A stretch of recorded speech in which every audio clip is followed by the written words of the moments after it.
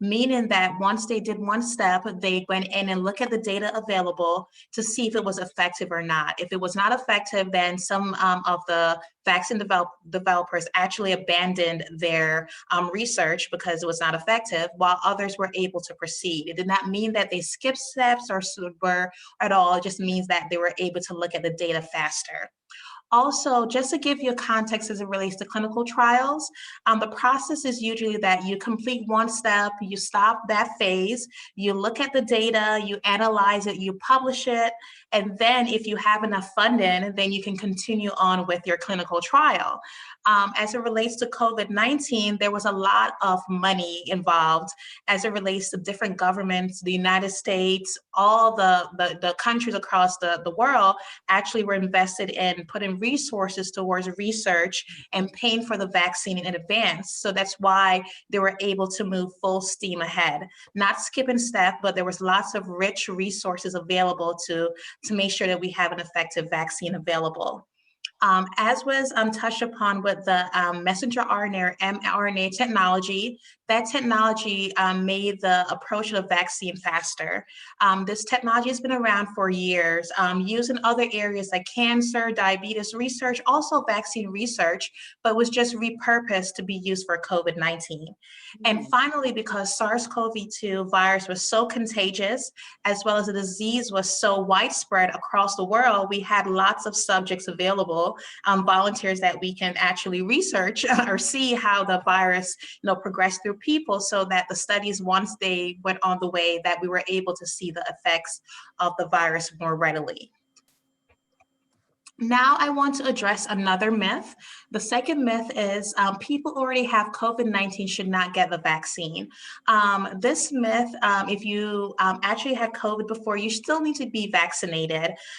Experts at this point do not know if how long the protection is as it relates to your natural immunity from getting the COVID-19. Also, although rare, there have been cases of documentation of reinfection. So we want to make sure that if you have the opportunity to get the vaccine, that you actually become vaccinated. There are, however, certain circumstances where vaccination is not indicated. For example, if you've had monoclonal antibodies or convalescent plasma for treatment of COVID-19, your doctor might recommend a different course of action for you. But if you've had COVID-19, we still recommend that you should be vaccinated for using a vaccination. The next and final myth that I'll cover quickly is wearing a mask is no longer required once vaccinated. I've heard about this a lot. So getting vaccinated is one of the tools in our response kit from the public health response.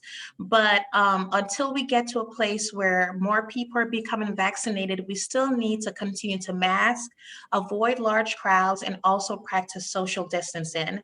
The vaccine assists in the journey towards ending the pandemic. However, we still have people in the population who cannot be vaccinated based upon their immune status, as well as there's still some research that needs to be done to see if people can be carriers of COVID-19 that could potentially infect unvaccinated people, although they themselves do not get sick. So until we get that more information, want to make sure that we continue with the masking, making sure we're still social distancing and washing our hands. We should always wash our hands, just a plug as an infection preventionist. Okay, so now I'm going to move on and talk quickly about the different randomized clinical trials. I know a lot of people are like, oh, there's no safety data out there. There's no data about how effective the vaccine was, but actually trials, randomized clinical trials were completed to give us some information. So the first one I'll cover is the Pfizer trial. This trial actually enrolled participants who are 16 or older. No pregnant women were enrolled. However, women did become pregnant while participating in the trial. There were 43,661 participants who were enrolled, with 41,135 receiving 2 doses of the vaccine. There were 152 sites across the world, and the trial occurred between July 27th to November 14th of 2020. The course is 2 doses taken 21 days apart. There were 42% of the global participant, as well as 30% of the US participants had racial and ethnical diverse backgrounds. So we had some diversity there in the people they were looking at and where the vaccine, if it worked or not. So what were the takeaways? I know that people are not, staying at home reading studies. So I just wanted to bring in the key takeaway of what we saw, the effectiveness of the vaccine. So we saw that new cases of COVID-19 cases among the people who receive a placebo, so just a saline, versus people who actually receive the vaccine, they started to see a difference within 12 days after the first dose. So they started to see more cases of COVID-19 in people who got nothing or just saline versus those who actually got a vaccine. Looking also in participant with no prior COVID-19 infection. So they saw that those people were negative for COVID when they started the study. They saw that in the vaccine group, 8 people developed COVID versus 162 in the placebo developed COVID at least 7 days after dose 2. So this is how they got their 95% efficacy for this vaccine. The reason why we only have 170 people, because part of their analysis, when you're doing a study, you do a power analysis to basically how many people do you need to enroll or see to see a difference in the treatment or no treatment. So 170 people was the amount of people they needed to see a difference in. So they saw more people who got COVID in the people who did not get the vaccine versus those who got the vaccine. Also, with people who had a history of COVID, they saw 9 people in the vaccine group who actually got COVID versus 169 in the placebo group that got COVID. So people with potential history of COVID. So again, you see that the vaccine actually worked with more people who are getting COVID who did not get the vaccine. And also they wanted to see how it will fare as it relates to severe COVID infection. So 10 cases of severe COVID infection were observed after the first dose, and only 1 occurred in the vaccine group. So again, you can see that the vaccine is really effective in preventing COVID, especially severe COVID. When we do trials, we want to make sure we have safety data. So they follow these people out to 2 months, which is required in order for them to get approval. And they saw no severe adverse events. There were people who reported like headaches, muscle ache, body aches. Some people had temperatures, but no one died after getting the vaccine.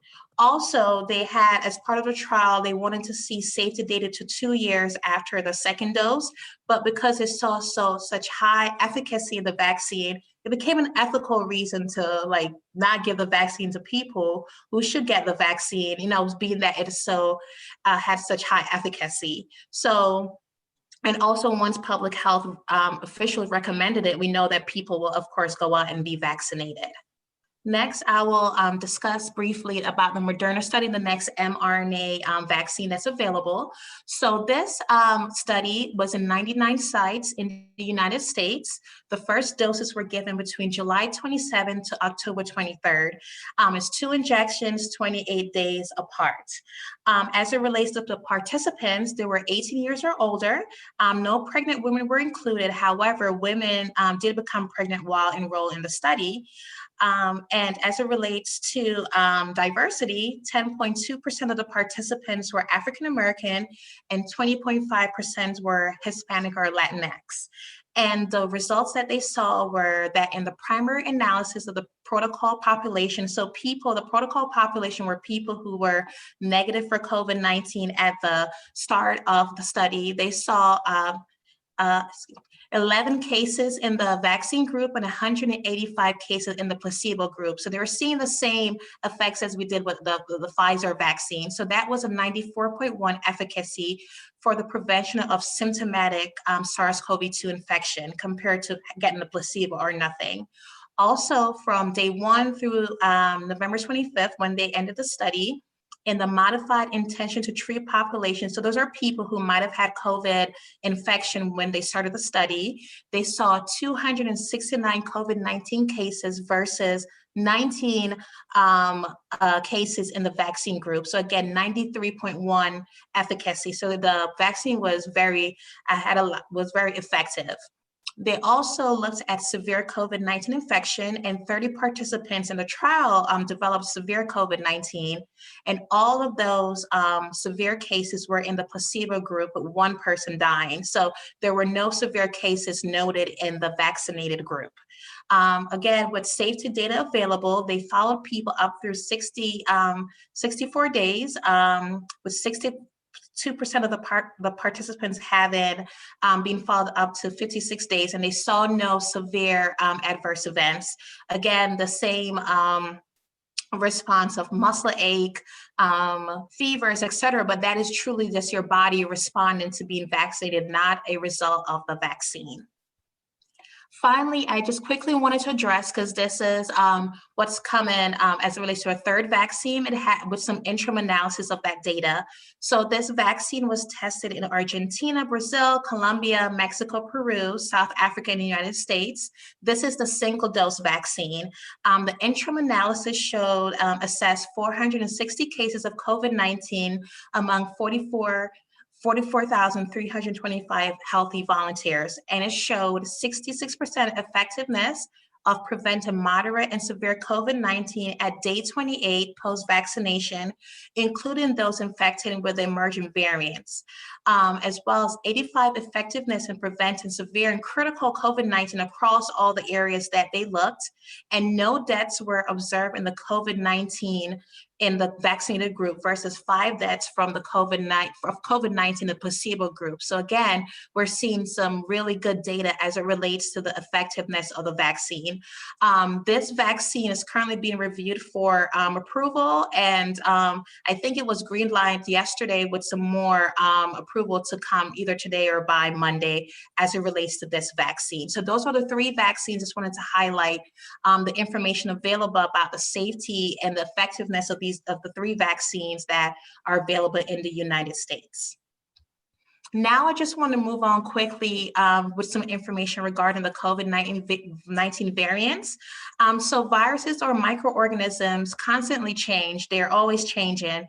And this is called mutation. Some mutations don't cause any change at all, while others can really and completely change how the virus reacts. So the 3 variants that I want to discuss briefly is, the first one is the B.1.1.7. This variant was first identified in the United Kingdom. It spread more easily and quickly than other variants. It was first detected in the United States at the end of December 2020. Early reports suggest that there's no evidence that the variant increased severity of disease or it doesn't affect the vaccine efficacy.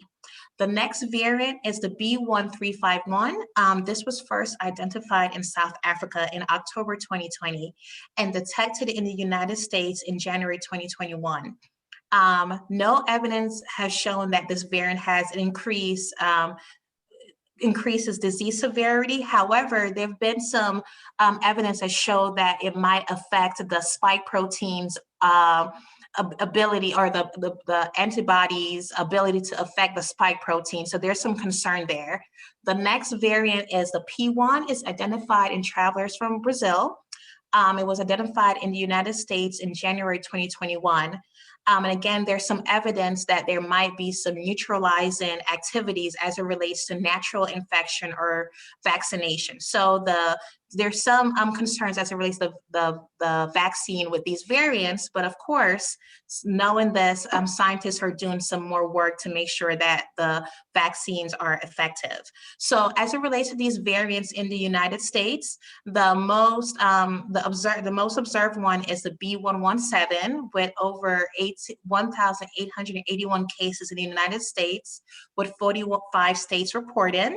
Then it's the B.1.351, which is a South African variant, and then the P1, which is a Brazilian variant that we're seeing in the United States.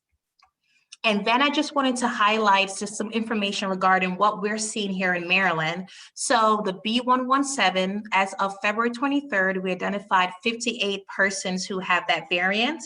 The P11 person in Maryland and B1351, 9 persons have that variant in Maryland. So what are scientists doing as it relates to the vaccination and identifying these variants? So early evidence suggests that the Pfizer mRNA vaccine is effective against the new variants. Also, scientists are working on updating the mRNA vaccine to offer additional protection against the variant. That may be a booster to those who have already been vaccinated, or adding that to the vaccines that need to be given to those who will be vaccinated. Also, Johnson & Johnson reported that they saw 68% vaccine efficacy in Brazil and 64% efficacy in South Africa. And if you remember, those are 2 locations where those variants are seen. So there's efficacy with these vaccines we have on the market as it relates to these variants. So the takeaways I want you to take away from my presentation is that the vaccine is an important tool available to stop the pandemic. It's not the only tool related to public health, but it's a very important tool.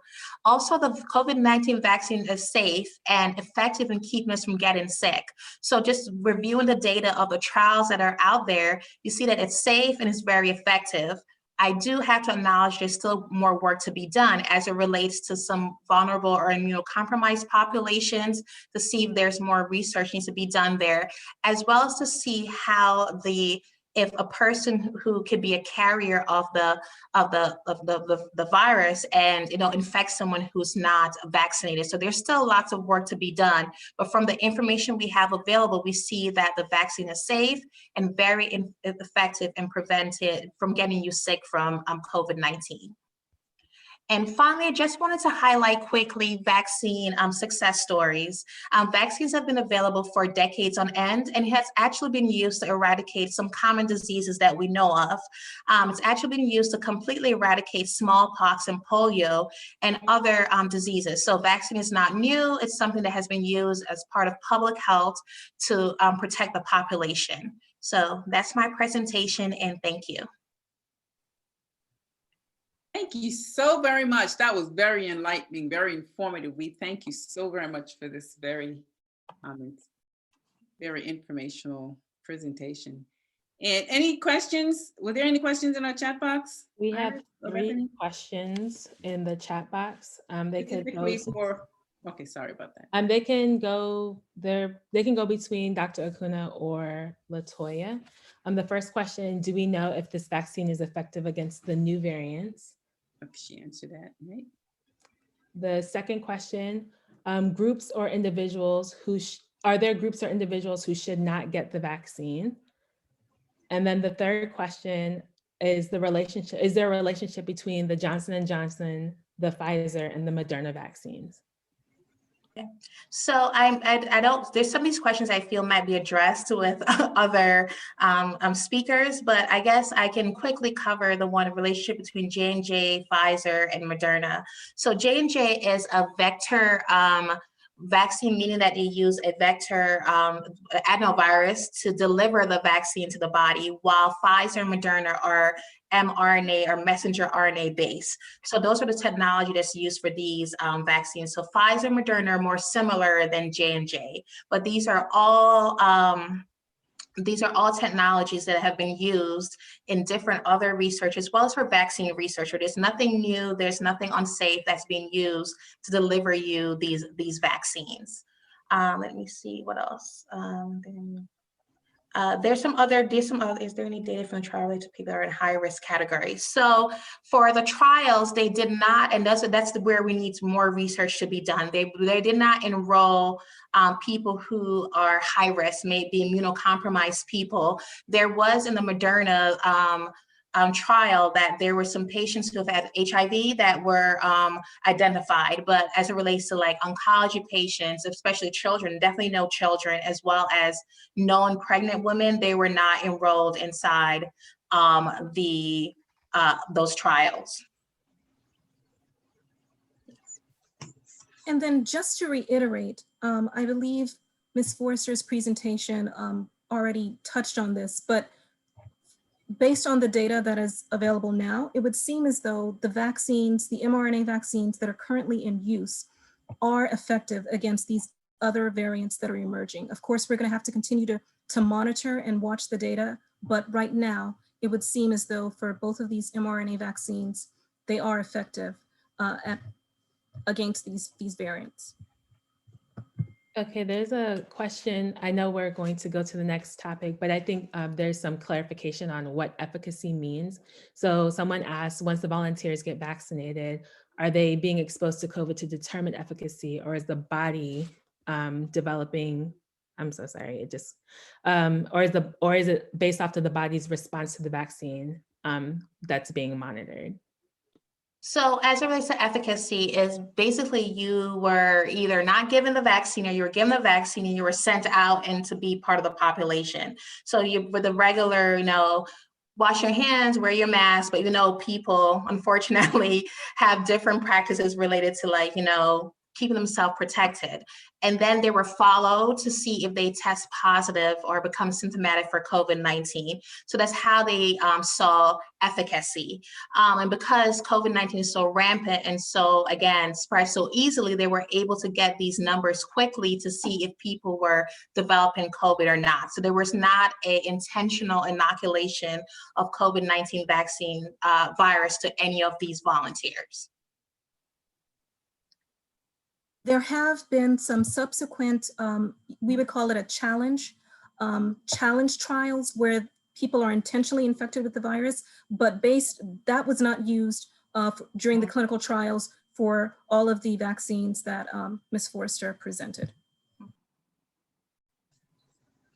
Okay, I think we can save some of these questions for the end that we have left. We'll keep documenting them and maybe we can go on to the next presentation.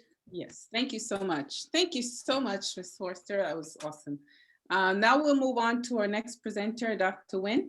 Dr. Nguyen, would you please introduce yourself to the group and move on with your presentation? Thank you. Great. Hi, everyone. I'm Juliana Nguyen, and I'm a family medicine doctor that trained in Philadelphia and Lancaster, Pennsylvania. And now I'm in Edmonds, Washington, just north of Seattle. I work as a full spectrum family physician with special interest in prenatal care, obstetrics, breastfeeding medicine, and pediatrics. And this is where I am now, even though I am from the East Coast. So one of the most common questions I get as a family doctor right now, as a family doctor taking care of pregnant patients and new moms, is this vaccine safe in pregnant or breastfeeding patients? As was mentioned already by my previous colleagues, the initial trials did not include pregnant patients, although some participants in the trials did become pregnant during the trial. The Society for Maternal Fetal Medicine advises that the vaccine should be available to pregnant women after discussion with their provider about the risks and benefits of it, keeping in mind that COVID-19 infection can be high risk for pregnant women. They can get more sick if they're symptomatic. The American College of Obstetricians and Gynecologists, known as ACOG, recommends also that the COVID-19 vaccine not be withheld from pregnant individuals. And then ACOG also recommends that the COVID-19 vaccine be offered to breastfeeding individuals similar to non-breastfeeding individuals. Trials now have just started to include pregnant women who are getting the COVID-19 vaccine.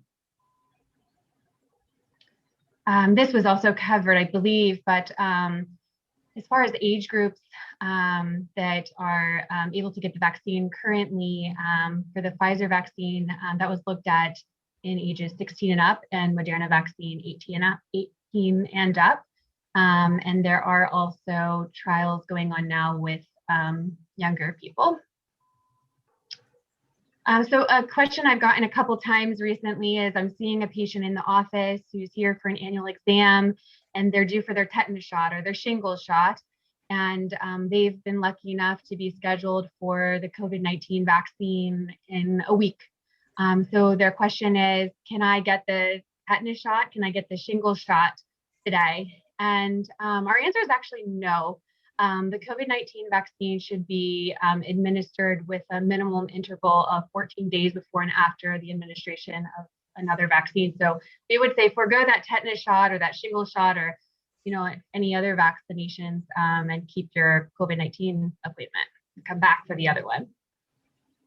And then symptoms after the vaccine, which has been mentioned by my colleagues as well. This was something my colleagues and I spoke about when we were first getting the vaccine. And then now I am seeing patients who have questions about their symptoms. So it is common to have pain and perhaps swelling or redness at the injection site. We've also seen swollen lymph nodes on the same side as the vaccinated arm. And then for some people getting the vaccine, they are having or reporting fever, fatigue, headache, chills, myalgias, and arthralgias for about the first 24 to 48 hours after the vaccine. And usually people feel pretty well after that first 48 hours. I didn't really have any of these symptoms, but I had some colleagues that did have to take a day or two off from work. So most of the post-vaccination symptoms are to be mild or moderate, occur within the first 72 hours and resolve within about 72 hours of onset. Another good question is Tylenol and Ibuprofen okay for symptoms before or after the vaccine? So it is okay to take Tylenol or Ibuprofen if you're having some of those symptoms I mentioned afterwards, but we're actually not recommending that people take Tylenol or Ibuprofen or other non-steroidal medications before the vaccine, with the thought that this could perhaps blunt the immune response that you need to develop immunity to the virus. I think I saw this question. So what are the contraindications to getting the vaccine? The main contraindication to getting the COVID-19 vaccine is having a severe allergic reaction, such as anaphylaxis to the COVID-19 vaccine. So that would be somebody who's had the vaccine, the first dose. If they have anaphylaxis after that, then they would be someone who should not get the second dose of the vaccine. So having an allergy to other things like penicillin or eggs, those are not contraindications to the COVID vaccine. And there's also, if somebody has a history of anaphylaxis or severe allergic reaction to polysorbate, which is an ingredient in the COVID vaccine. And I haven't met anybody with a known allergy to that. I'm sure it exists.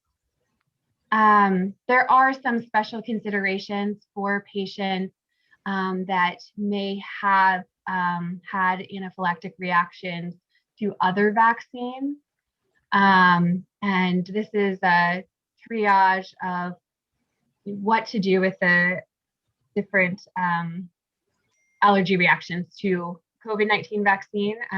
That's in the red as being a contraindication to the vaccine. Somebody who's had any immediate or anaphylactic reaction to another vaccine or injectable therapy is to be observed for 30 minutes after getting their COVID-19 vaccine. Otherwise, we recommend a 15-minute observation period of all patients getting the COVID-19 vaccine. And don't be afraid to ask your family doctor if you have any questions about the vaccine before you get it or after it. I'm happy to field those questions of my patients. So feel free to reach out to your family doctor, your primary care provider as well. So thank you. Thank you, Dr. Thank you very much, Dr. You're welcome. I hear an echo. I'm not sure why that is, but okay, that's better. Appreciate that. We're informative. Were there any questions in the chat box for Dr. Nguyen? We have a question. It could be for any of the presenters. The question is, I heard earlier that the vaccines were approved. However, my understanding is that these vaccines have not been approved, but instead it's being approved as an emergency use authorization, which appears to be different from FDA approval as in other drugs. Can anybody shed light on that? So I can start and the other panelists can jump in. So yes, I did mention that it was the EUA or emergency use authorization approval. So it's not the full approval, but emergency use authorization is basically if you're in the midst of a pandemic, which we are, that the FDA quickly reviews the data, the safety data and the efficacy data that's available. And based upon that, they said this is good for where we are in a pandemic to be given to the public. So it's not the full approval, but based upon where we are in the pandemic, that's the approval that was given. So not full approval, but the emergency use authorization. And I'd also just add that the standards still remain the same. So even though it is a EUA, the standards are still the same that we have known before. Dr. Wen, I just have one question for you. Oh, I'm sorry. Were you going to speak? No, it's okay. There was a follow-up to the question. Okay, go ahead, because I have a different question. Okay, so the follow-up was, so is there a time factor in this kind of approval? I guess if I hope I can address this correctly, but not necessarily a time factor, but just so that the emergency authorization is more so for the purpose of the pandemic, more than say a time factor. Again, we have the data that we have now, but there's still studies and still analysis of the data that's being done to make sure that eventually we get to full approval. But based upon what we have now, it is per the FDA to safe for people to actually get the vaccine. So, and just to piggyback on what you said, essentially there's additional testing. They want to monitor the life cycle of the product. So they will continue to track and monitor all of the individuals that were involved in the clinical trials, and they will submit that data to the FDA as well. So it's not so much that it's an either or. The clinical trials did proceed, and part of the reason how they were able to proceed through the clinical trials so quickly, there were several different things that that contributed to that. But I guess the one that made the time span the shortest was that they did phase 1, phase 2, and phase 3 simultaneously, rather than waiting until the completion of one and analyzing the data and then determining if they wanted to proceed. They did everything simultaneously. So that allowed a more condensed time in order to work through all of the clinical trials. So they went through all of the phases just as they would typically or normally. Thank you very much. But I actually have one question for Dr. Wen, is that there are people on here that are not medical background. And if you could explain what anaphylaxis is. Oh yeah, sorry about that. Yeah. So anaphylaxis is a severe allergic reaction that causes swelling of the lips, swelling of the tongue, difficulty breathing, or even can cause you to stop breathing. That's typically why somebody would need an EpiPen. For example, somebody who has an allergy to peanuts, a severe allergy, carries an epinephrine pen. So it's that kind of allergic reaction to the COVID-19 vaccine that's really the only reason not to get the COVID-19 vaccine, the second dose of it. Thank you. Somebody has another question? Maxine, there's a question that Dr. Wen may be able to answer. Why is there a cytokine storm with some patients and others have no effect? Yeah, that is a good question. I think I actually might pass that along to my colleague. Maybe Dr. Mrna might have a more physiologic answer. I personally can't tell you why I did not react as strongly as my coworkers did or some of my patients, but we're just seeing that across the board. And it doesn't mean that I'm not going to be as immune to COVID-19 as my colleagues are. So I might pass that question along if that's okay. So essentially, everyone's immune system is different. No two people are the same. So how everyone's immune system reacts, their response is going to be different. The point or the purpose of the vaccine is to elicit an immune response so that your body can kind of prime and get ahead of what would occur if you were actually being infected by the virus. So it's supposed to just buy you some time and kind of poke its head out and say, hey, this might be a threat. Maybe you might want to start getting ready, putting some things together so that the next time you see it, you can be ready to neutralize it with some antibodies. But as I said before, everyone's immune system is different. So we don't necessarily have discrete responses for why in one individual it might present a certain way, and whereas somebody else, even within the same family, they might respond differently. Each immune system is individual. Thank you. Okay, thank you so much. We'll move on to our final presentation, our very own Dr. Edmond. Okay. Thank you so much. Well, Dr. Edmond, will you please? Yes, absolutely. Okay.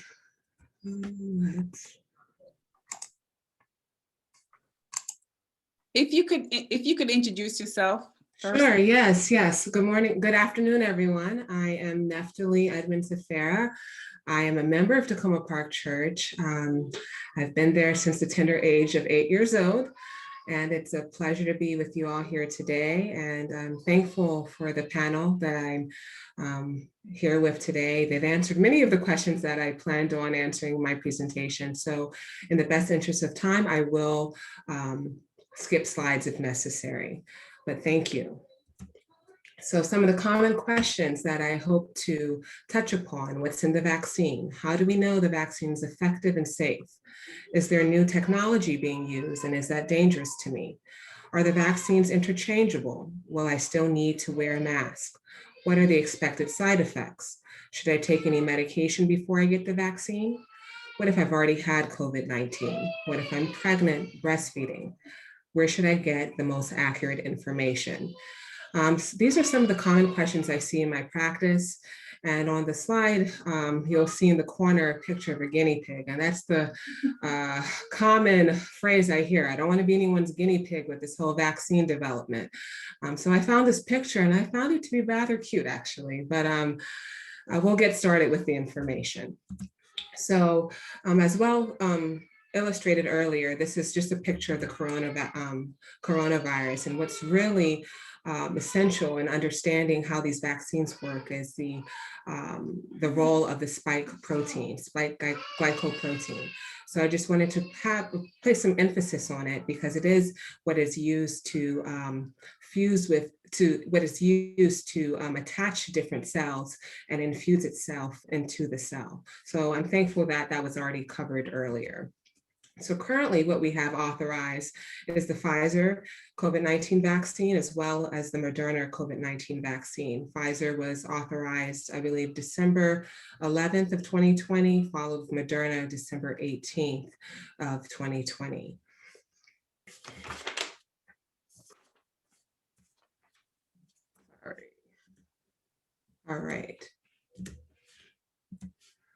All right, so again, as mentioned, the mRNA vaccines, mRNA standing for messenger RNA vaccine, ribonucleic acid vaccine.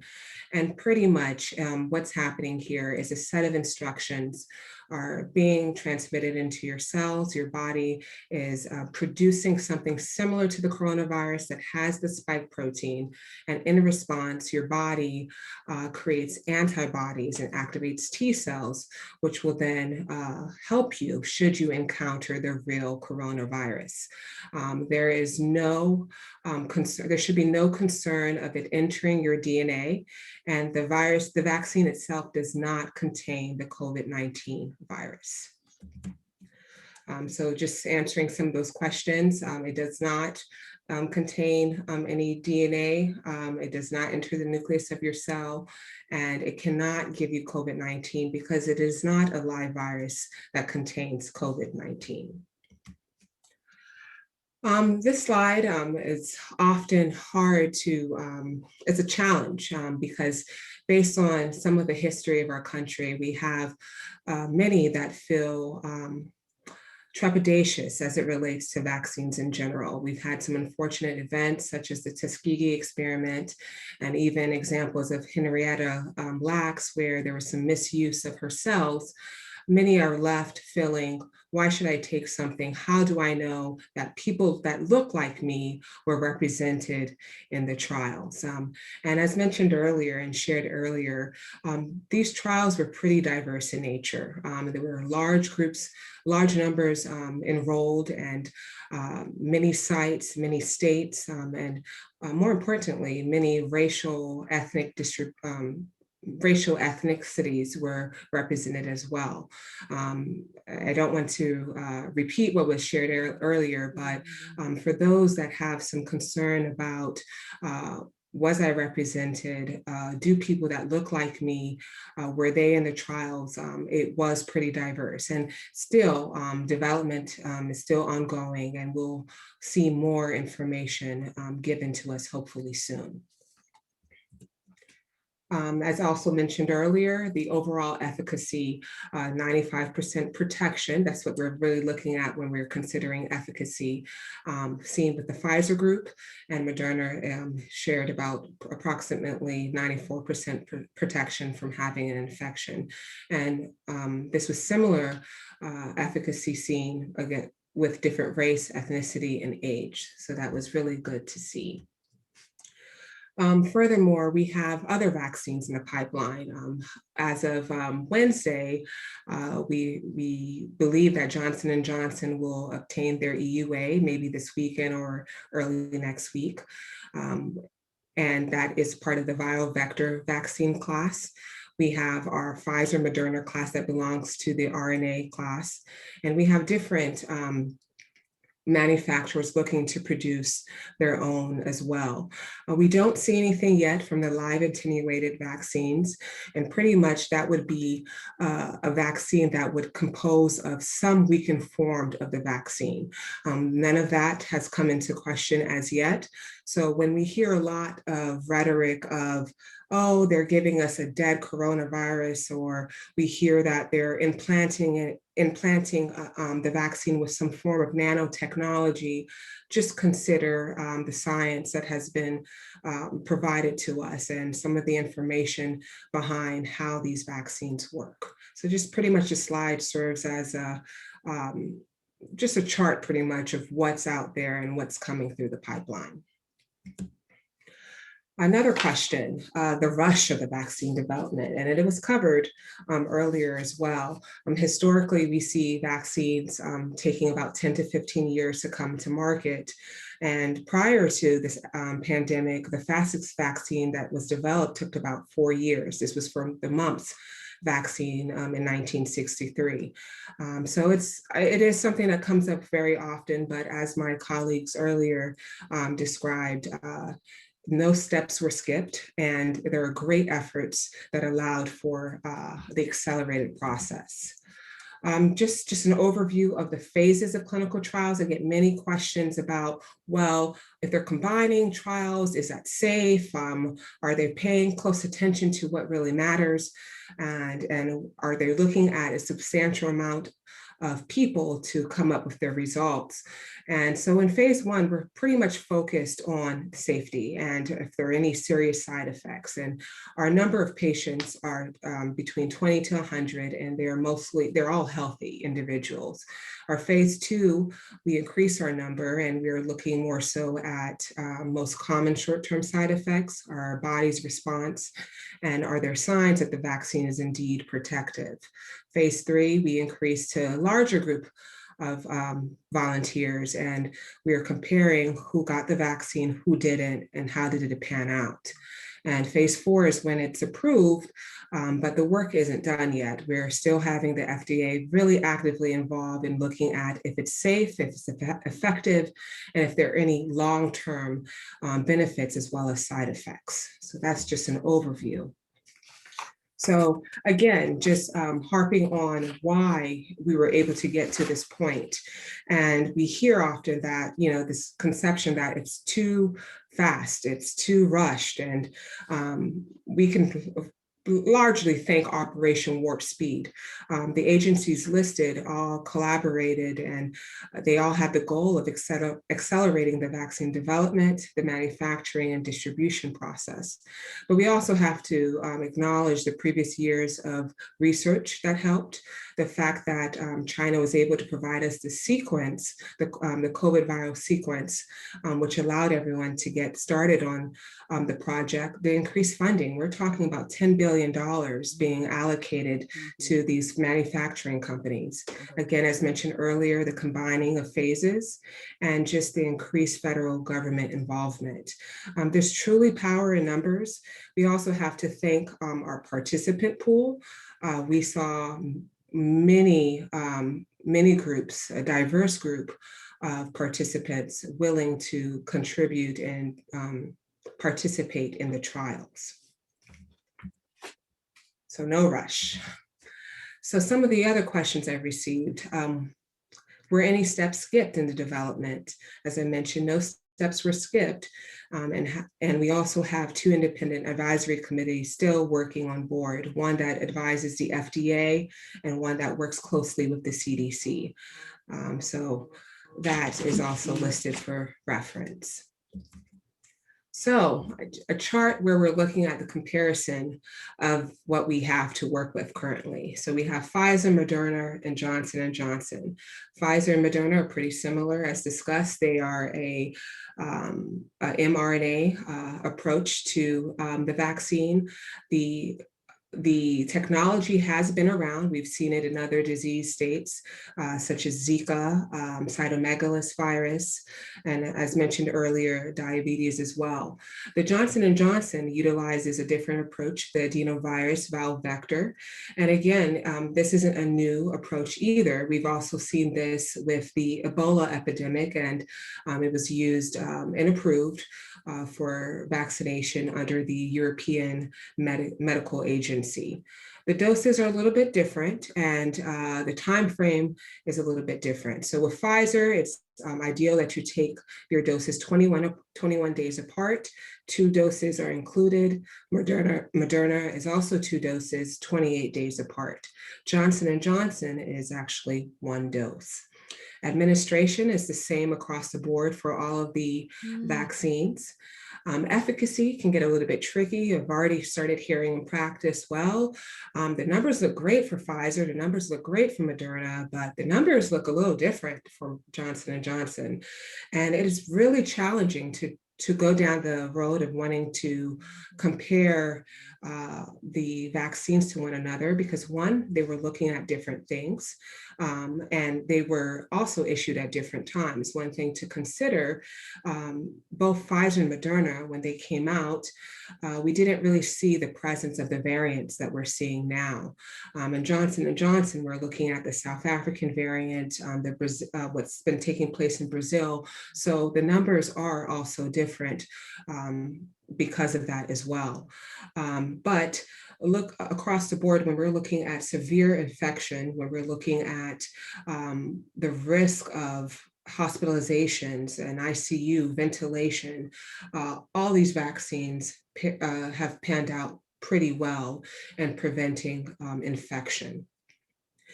Moving on to age restrictions. Pfizer allows for patients 16 years or older to participate, and both Moderna and Johnson & Johnson are restricted to only 18 years and older. Moderna is looking at perhaps including a trial where we look at patients between the age of 12 and 17 years of age. From a pharmacist standpoint too, the storage is very different across the board. Pfizer gets a little restrictive for many sites. It's been very complicated to even obtain the right storage for the Pfizer vaccine. To preserve your vaccine for at least 6 months, it does require an ultra freezer. And if you don't have it, it is good for at refrigerated temperature for 5 days. Moderna, you get some flexibility there, refrigerated for up to 6 months and room temperature 12 hours. Johnson & Johnson, we are seeing that it lasts for about 2 years refrigerated, and room temperature, you're looking at 3 months. So that's pretty helpful from a pharmacist standpoint. So what to expect? If this was also covered, but some common side effects, we're seeing injection site pain, redness, swelling. And a lot of this onset is happening 1 to 3 days after receiving the vaccine, and it's subsiding 1 to 2 days after onset. We have seen cases of rare anaphylaxis, and it's reported by the CDC that for every million, the 2.1 is, we're seeing 2.1 cases of rare anaphylaxis with the Mrna, and about 6.1 for the Pfizer group. But it is not often. And again, this is where you consider your past medical history. And if you are at risk, you would like to inform, it's in your best interest to inform your provider as well as the people that are facilitating receiving the vaccine. So again, just recapping what I went over, are the vaccines interchangeable? No. So if you start off with Pfizer, it's important that your second dose also be Pfizer, at least 3 weeks later. Must you receive both vaccine doses? Yes, you must. You do not receive full immunity with just one dose. In order to see the full immunity response, you do need to take both doses. And the most popular question I get, when will it be my turn? And so I focused on Maryland, that's where I work. But currently we are past the 1A phase, the 1B phase, and also and the 1C. We're currently in the 1C phase. The phase 2 and phase 3 phase has not been released yet, but we're seeing all our licensed healthcare providers, those that are living in long-term care facilities, first responders, they started that process in the mid to late December. Our phase 1B includes Maryland residents who are 75 years and older, those living in assisted living communities, those who are part of government vaccination groups. Education has now been impacted. Our teachers that are teaching K through 12 grade are now included.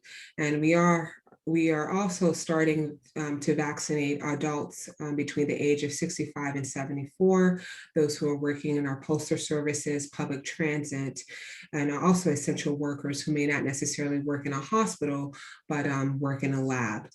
So eventually we'll have enough doses, and everyone will be able to get vaccinated should they choose. So where do we stand on the global scene? As of February 24th, the US leads the way with about 66 million who have received at least a single dose of the vaccine. Right behind us is China. And ideally, by the end of the year, the current administration hopes to have everyone vaccinated. Another question, a popular question I also receive, can undocumented people receive the vaccine? And the answer to that is yes. Undocumented people are eligible to get the vaccine and should get the vaccine if given the opportunity. So I'll go over some of the other questions that remain, and if it's already covered, I'll do my best to skip it. But who should not get the currently authorized COVID-19 vaccines? I believe that was already covered by Sister Juliana. So I won't really get into that. As we know, these vaccines are not issued out for children. So no child should be given the vaccine. Pregnancy and breastfeeding also discussed earlier. You may want to look at your your risk, your occupation. Are you more likely to be exposed? It is offered, but the evidence was not really provided in the studies to support it. But the scientists do support that should a woman who is pregnant or breastfeeding like to get the vaccine, it is available and recommended. Will the vaccine cause me to test positive on COVID-19 viral tests? It will not cause you to test positive. How long will the vaccine protect me from COVID-19? We're still learning about the length of the immunity. So more development, more research is being done. So there really isn't a definite answer, and we don't know how frequently we will need to get vaccinated as well. So people that have had COVID-19, should they get the vaccine? I believe this was also covered as well. There is reason to believe that those who have been infected at an earlier time can indeed become reinfected. At some point earlier in the distribution of vaccines, it was mentioned that if you've had COVID-19, you're less likely to be reinfected within 90 days after infection. So it wasn't as urgent for you to receive the vaccine. But if you do have the opportunity to get it, by all means, consider it. Herd immunity, that was often a topic of discussion. And this is where the notion of if everyone gets COVID-19 and we all have antibodies, then there's really no need for the vaccine. But herd immunity ideally should be achieved through vaccination and not through infection. And it will take about 7 or 8 out of every 10 people to receive herd immunity. And we don't want the idea that if I get COVID-19, I can't get reinfected, because that is indeed not true. Can the mRNA COVID vaccine be co-administered with other vaccines? I think Sister Juliana also covered this, and ideally you should wait at least 14 days before or after administration of any other vaccine. What about the cost of the vaccine? It should be free. It's free for any American at no cost. And how to report an adverse event. There's several entities that you can report an adverse event to. I've included them in the presentation. And more recently, for some of our younger folks, we have a digital vSafe app that's come out recently that you can just add your symptoms or any issues to that app. Do I still need to wear a mask? This is also covered earlier. Yes, the question is yes. And we don't know how long it will take before a great chunk of our country is vaccinated, where we can see the transmission rates drop significantly. So we do need to employ the best practice of wearing a mask, practicing physical distancing, and of course, hand hygiene. That's still very important in decreasing the rates of transmission. And where should I get my updates?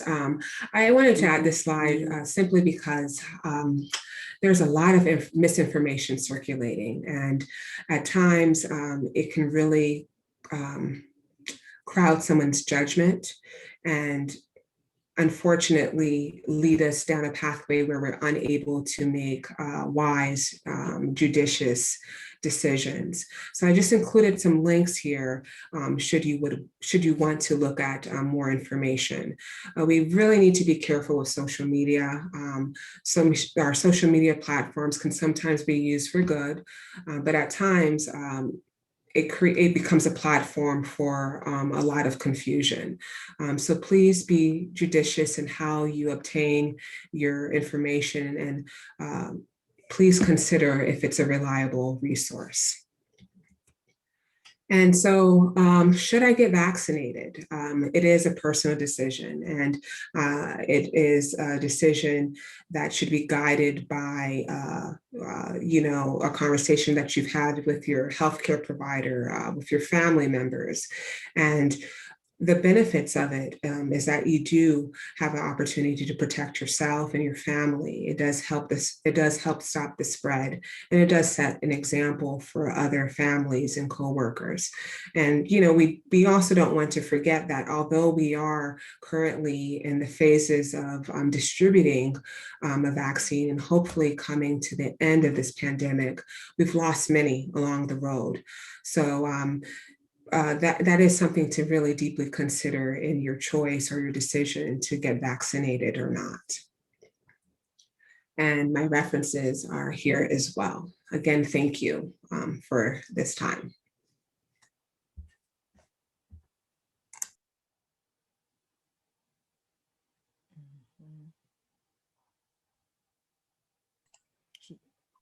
Oh, sorry, I was speaking on mute. Sorry about that. I had a difficult time getting myself off of mute here. Thank you so much, Dr. Edmond. That was so very informative. And at this time, we will move into our question and answer session. And I know a lot of our questions were answered during the presentation themselves. Wait a minute, I'm having some problem here. Can you guys hear me? Yes. Okay, because I lost my view. Okay, sorry about that. Where did that go? I most certainly lost my view somewhere. Okay, Bethany or Iris, go ahead, and if there are any questions in the chat, go ahead and present it so I can figure out what's going on where my view disappeared to. Let's see here. We see you. Got it back. Never mind. Thank you so much. Got it back. So anyway, so at this time, we will move into our general question and answer session. Is Pastor Otley still there? Can you just, I know a lot of people weren't on when you discussed the rules earlier and how we're going to handle this general question and answer session. So if you could just go over those again, and if you could just advise people to raise their hands, or if they need to speak, you can open the mic for them, please. Yes, thank you, Maxine. We're still going to encourage people to submit them through the chat. You may find that your question is represented in someone else's question as well. So if you can do that, please do that. And we have Iris and Bethany, they're monitoring the chat. Once that is completed, then if you still have a question, there's a response tab, a reactions tab at the bottom of your screen. You can raise your hand and we can find you, and then we will unmute you and make sure that you are heard clearly and answered. Your question is answered. So I'll turn it over to Iris and or Bethany to go through those questions. So the first question here, it's from Ramel and Petra. Are all the vaccines emergency use?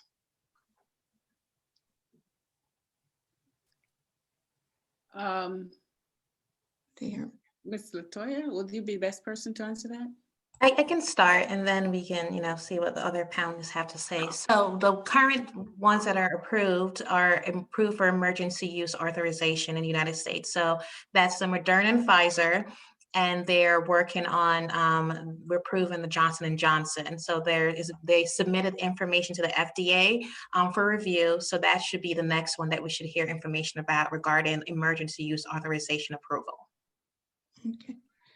The other question is, how many people are tested in the typical phase 1, 2, and 3 of a vaccine? Okay, and anyone can pick that up, anyone who has the answer.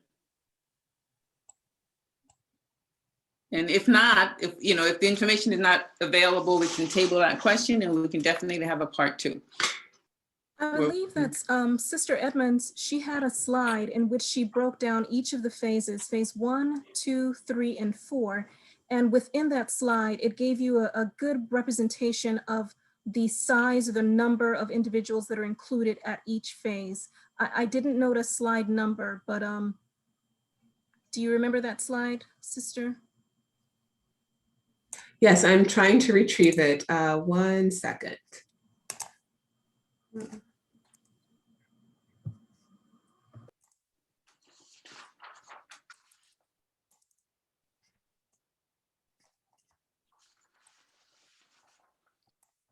Yes, so in the slide,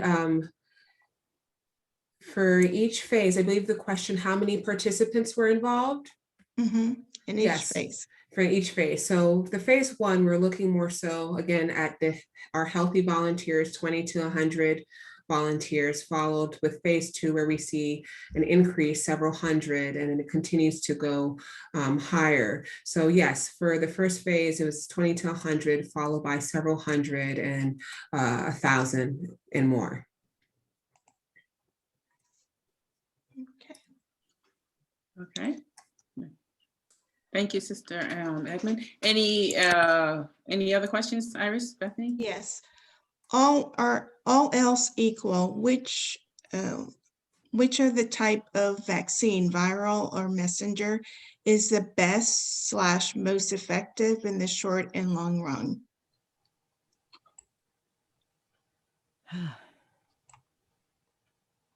Anybody in the panel can address this?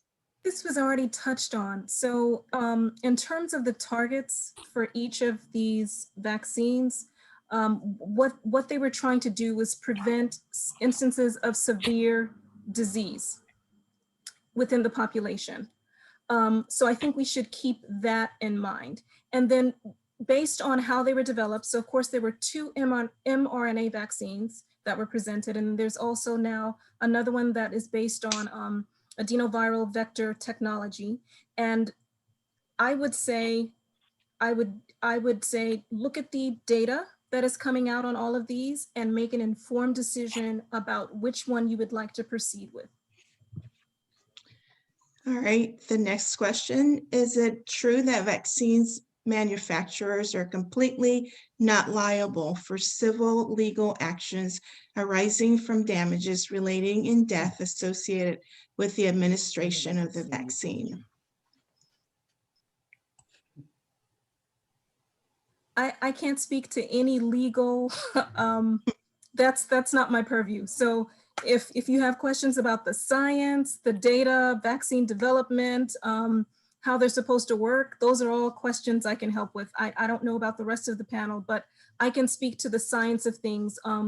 Legal arguments, damages, so on and so forth. I have no knowledge of what those would look like or what those proceedings would be. There's a question here about, can you comment on the effectiveness of zinc, vitamin D, and or any other immunity boosting measures? And that's for anyone in the panel.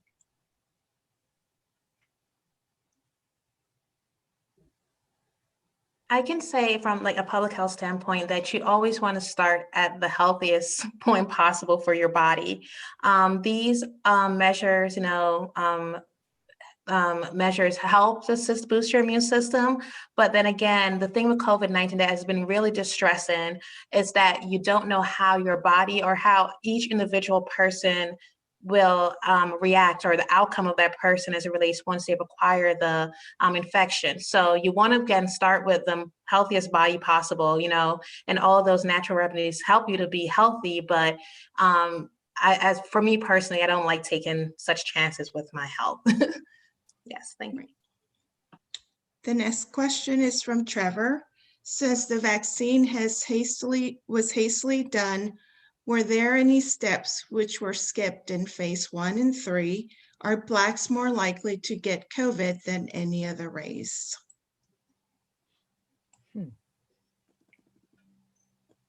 So I can start with the phases. No steps were skipped as it relates to development of the vaccine. There were overlap, meaning that you had previous research as it relates to mRNA, messenger RNA. There was also the availability of the genetic information as it relates to the actual SARS-CoV-2. And then there were so many, it was United States and other countries, major developed countries were working on the same goal of getting something that was safe and effective to prevent severe COVID-19 outcomes. So there was a lot of work being done. Nothing was being skipped, but they were combining. And once they got data available and analyze it, then they move forward with and introducing another step. So it was like layered on top of each other. Plus there was a lot of money. As one of the presenters said, there was $10 billion alone from the United States, and other countries were putting lots of money in because there was a lot of lives, and unfortunately lives lost, but also life in jeopardy if in the development of this vaccine. If I just may interject. So in terms, as someone who's actually developed vaccines prior, I no longer do. I'm now focused on strictly on virology, viral safety, so on and so forth. But in my past positions, I actually developed vaccines. And some of the pitfalls or some of the challenges that arose that could slow down the development of a vaccine have to do with figuring out, okay, which piece of the machinery that goes into making a virus should I use? Because what you want to do is you want to elicit an immune response, but you also want to make sure that you can not only elicit an immune response, you want to see or evaluate how individuals will respond to it. And before we even get to the point of how individuals will respond to it, you have to come up with different manufacturing processes. So after you do your proof of concept experiments, you have to then also scale it up to a size or a scale that's large enough that if you needed to vaccinate a large population of people, you could actually do that. So where a lot of the bottlenecks occur, figuring out one, which piece or what part of the viral machinery are you going to target? What is enough to elicit an immune response? And then sometimes there's other issues that occur along the way. And a lot of these problems can be solved if you throw more money at it. So most companies, when they're developing vaccines, they're looking at a cost benefit analysis, right? So they want to know that after they do this phase 1 clinical trial with this, they want to make sure that before they proceed to the next phase, this is something that's going to be solid and that they'll be able to go all the way through and it will wind up in a approval of a vaccine. So in this instance, all of the phases were still performed, but because they were using this new technology, it was a lot easier and a lot faster for them to produce their target. So their target was this piece of mRNA, this piece of messenger RNA, this genetic material.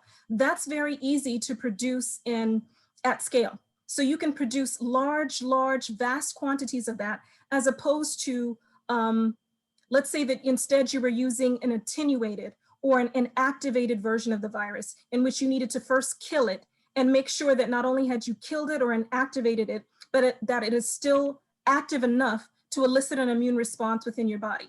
Now, using a live or an attenuated virus as part of a vaccine, that could take 10, 15, 20, 30 years to develop, because you have to figure out not only a method of inactivating that virus, but making sure that while you've inactivated it, you're still able to elicit an immune response. So there's a lot of bottlenecks that could occur depending on which method. And there's several different methods that we haven't even discussed here that you could use to develop a vaccine. So one of the ways in which they were able to do this so quickly, well, for one thing, they had the entire genetic sequence of this virus. Many times you don't have that information. So you have to spend time figuring out, okay, so what is the genetic sequence? What is the genetic material for this virus?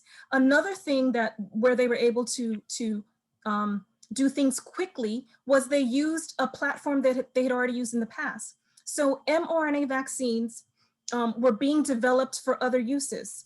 In the case of Pfizer and BioNTech, they were actually working on a flu vaccine when the coronavirus started to erupt on the scene and come to the surface. So they stopped developing their flu vaccine and instead switched all of their attention and their focus to trying to manufacture now a vaccine for COVID-19. So they already had some machinery. They already had a platform in place. And think of it just like you would if you're manufacturing a vehicle. You have certain pieces that you know are going to work. You know what your assembly line is going to look like. So in this instance, because they already had that platform in place for this flu vaccine that they were trying to develop, they were able to quickly just change gears and say, okay, this is what the genetic sequence looks like. This is what our target is. Let's see how quickly we can produce this. So the trials, I just want to just keep emphasizing, the trials still occurred. They didn't skip those. They still did phase 1, phase 2, and phase 3 of the clinical trials. Those still happened. They didn't skip safety. They didn't skip efficacy. The FDA would not have approved it if it was not both safe as well as efficacious. So I just wanted to reiterate or stress again that safety and efficacy, they didn't skip that. They used the same standards of measurement to determine, was this both safe and efficacious for use?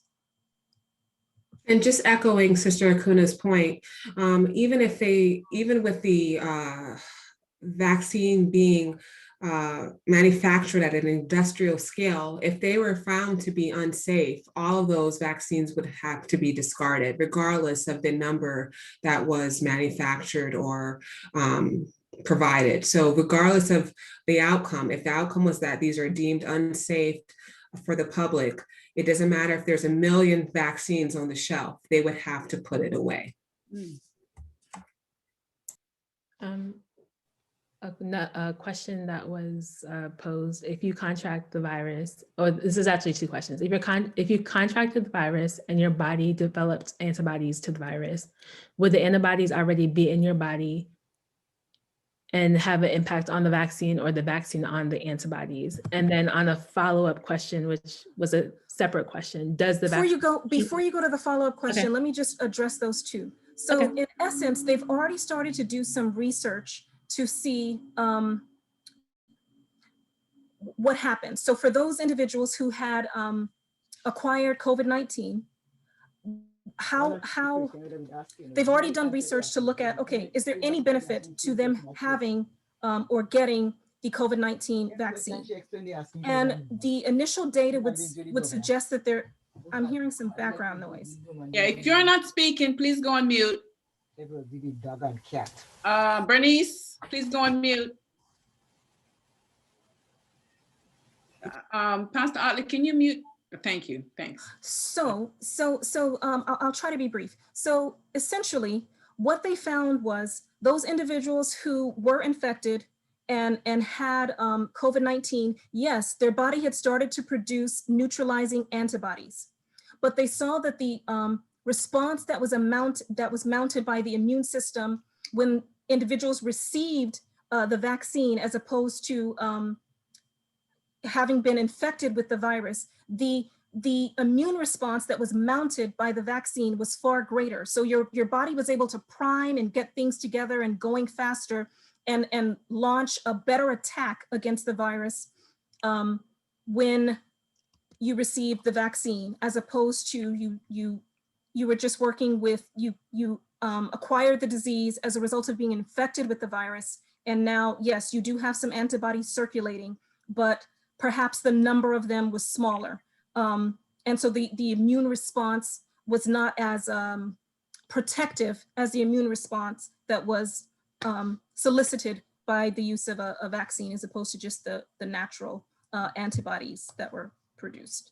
Okay, thank you. Just Bethany, before you go on to the next question, Pastor Otley, I know we are past 5 o'clock a little bit, but it looks like we still have some questions. So I know you're managing that piece of the you're managing this Zoom thing here. So would it be okay if we go through a few more questions, maybe another 15 minutes or so, if we need it? Yes. Okay, good. All right, Bethany, please move on with the next question. A question that came through the chat: does the vaccine keep you from getting COVID? I believe that might have already been answered in one of the presentations. Yeah, Ms. Forster, I think it was your presentation that was, and also I think Dr. Edmond. So if you could just speak to that, please.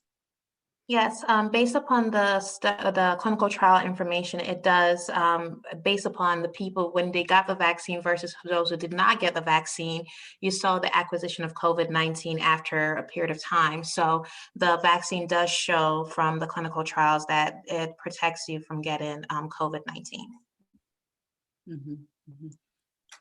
Any other question? Have any deaths been reported after taking the vaccine? I also believe this question was answered. After taking the vaccine or during the trials? After taking the vaccine. Okay. Anyone has, anyone?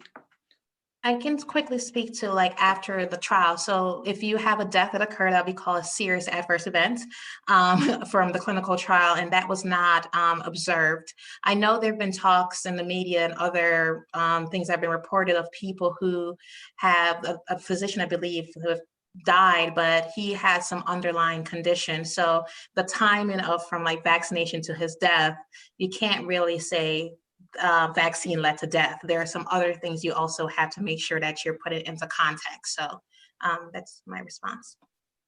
Mm-hmm. I have a question for Ms. Dr. Acuna.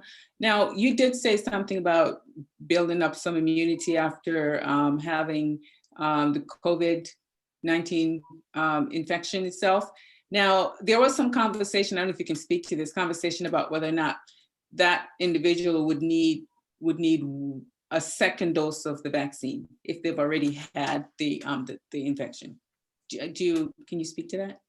I think Sister Edmond touched on this, as well as Sister Forrester, they touched on this. But just to reiterate what they mentioned prior, essentially, even if you have, well, it's a decision that the individual could make. You could make a personal decision. But the recommendation is, even if you were infected and you did acquire COVID-19, the disease COVID-19, as a result of being infected by the coronavirus, it is recommended that you do still, if 90 days have passed from when you were infected or you had your symptoms, go ahead and get the vaccine. That is the recommendation. Right, two doses, right, is what you're saying. Well, it depends on, so if you look at what is currently available, it would be, yes, 2 doses, because the mRNA vaccines are the only ones that have approval at this point. Right, okay, got you. That was my question. Do they need 2 doses? Okay, great, thank you. Any other question, Bethany or Iris, in the chat box? So in response to Dr. Tefra's presentation, 200 plus was tested in phase 1, a few hundred more in phase 2, and over 1,000 in phase 3. Are these typical test numbers in a non-emergency vaccine test? So I guess the question is, if that were not an emergency, would this be the traditional phase 1, 2, 3? So again, going back to that slide that Sister Edmond presented, those are the typical numbers. Those weren't special numbers they came up with because we're in a pandemic. So in phase 1, you would test between 20 and 100 individuals. Phase 2, you would test hundreds of individuals. Phase 3, you would test thousands of individuals or more. So so those numbers don't change. So in terms of the FDA and their approval for phase 1, the expectation is that you're going to test between 20 and 100. For phase 2, you're going to test hundreds of individuals. And then for phase 3, you're going to test thousands of individuals. So if you look at the numbers that they actually tested, they tested more even than what you would typically do.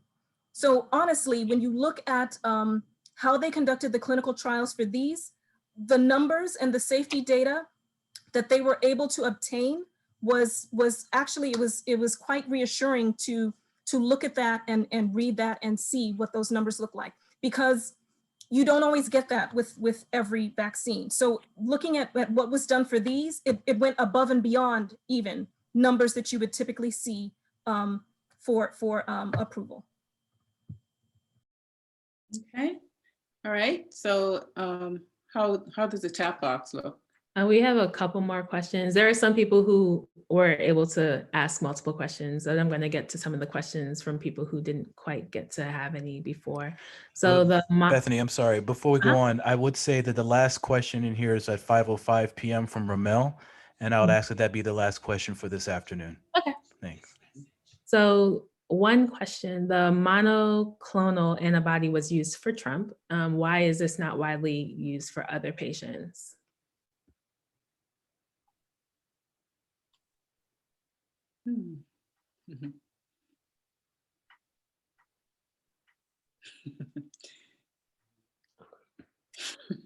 Politics? No, I'm just kidding.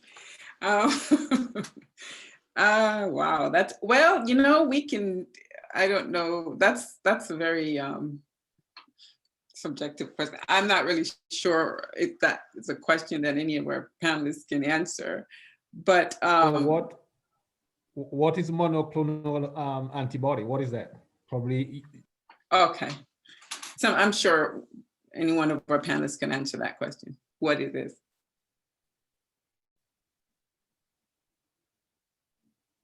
Okay.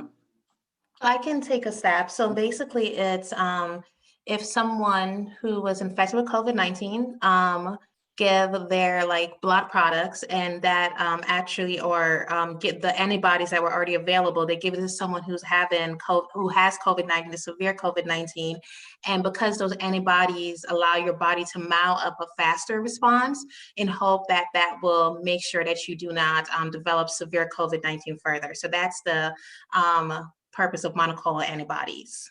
I hope I explained it correctly. So one tiny detail. So in essence, though, that could be an entire population of different antibodies, not necessarily monoclonal. So monoclonal refers to more a manufactured antibody, because if they were taking the plasma or the other products from prior individuals who had succumbed, who were infected with COVID, that's a whole population of antibodies that could be circulating there. Usually when you're talking about a monoclonal antibody, that is a antibody that has undergone some clonal selection via some method. So you have some method of essentially distilling it down to one distinct population that you then proceed with and that you continue to expand or develop. And without getting into the politics of the question, the antibody process isn't as simple as a drug that you just take. It does involve some labor intensive like laboratory work to get the antibodies, and some of the side effects possibly for some where you might take someone's antibodies, you may not be able to elicit the right response should you get a vaccine down the road. So there are some caveats and some nuances to the whole antibody process, and the time and the resources needed to widely provide it to a large group of people.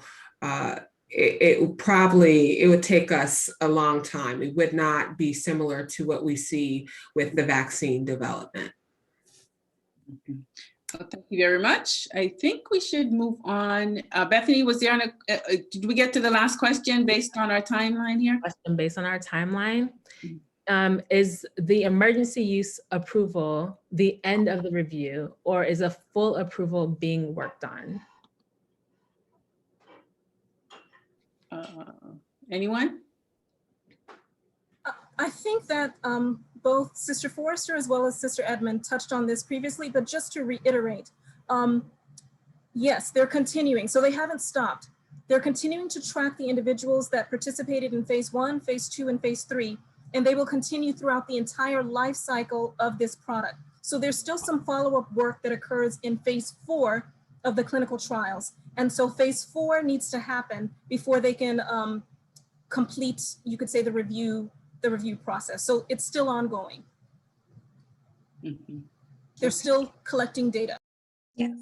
Mm-hmm. Thank you so much. So I think maybe we should, unless there's another one based on our timeline on there, we probably need to move on. Okay, so on behalf of the Tacoma Park community, I want to thank the panel. Was so very much. It was so informative. I know for sure that I learned a lot, and my prayer is that we all learn a lot and that we've gotten enough information, that we've got some valuable information so that we can definitely make intelligent decisions regarding the vaccine, whether or not we should or should not. And it definitely dispelled a lot of the myths that are out there. And one advice that Dr. Teffer talked about was that be careful what media and what you look at and what you read. You need to get the facts. She shared some websites that were that you can get definite science-based facts from. So please be careful what you watch.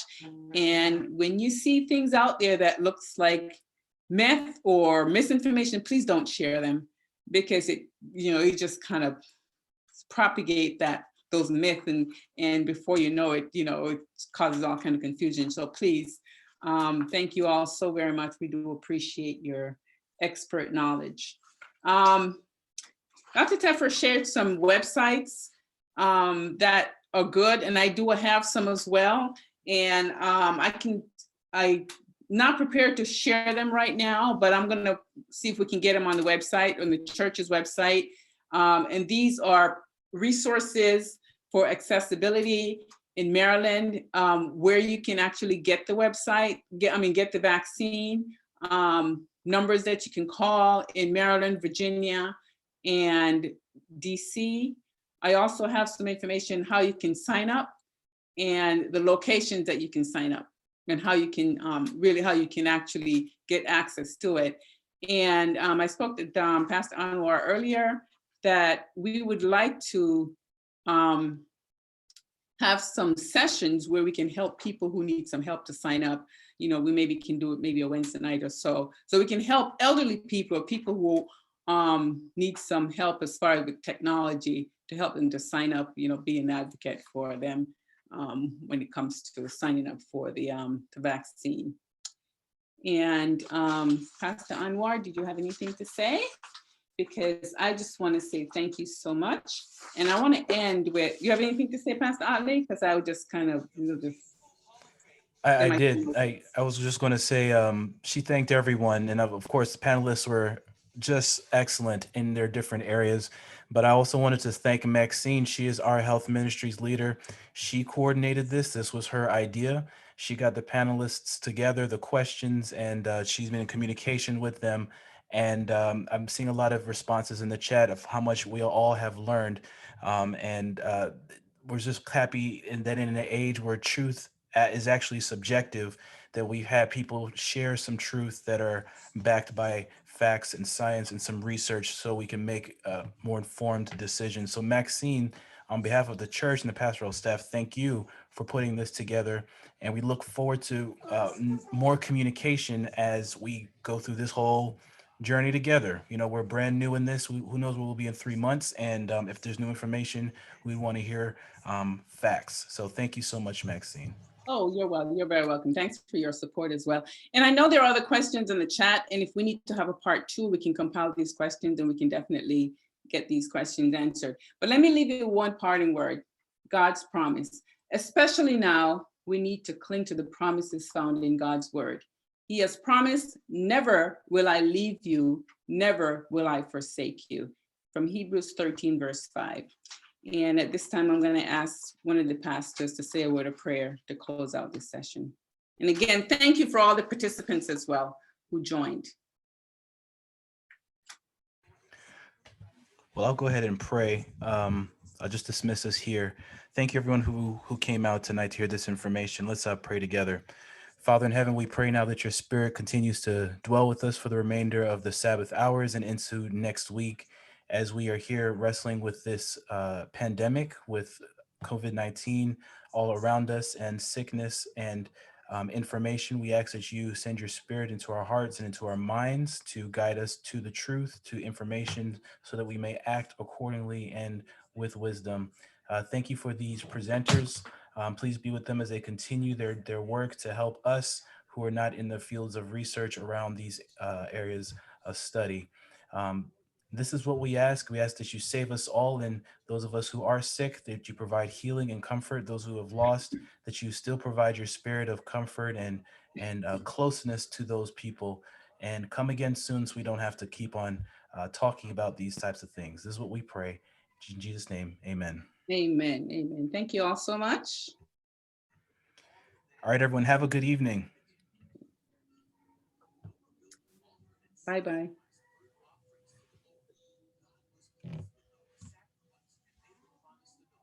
Thank you, Maxine.